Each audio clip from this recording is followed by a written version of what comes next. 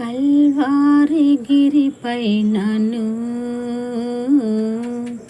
ఆ శిల్వ మరణమును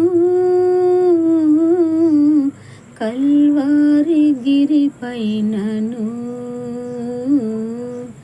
ఆ శిల్వ మరణమును నా కోసమే ప్రభు శ్రమ పొందెను. నా కోసమే ప్రభు శ్రమ పొందెను.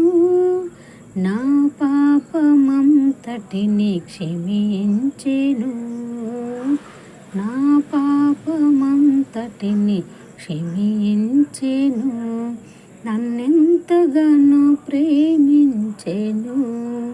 నన్నెంతగానో కరుణించెను నా యేసుడు.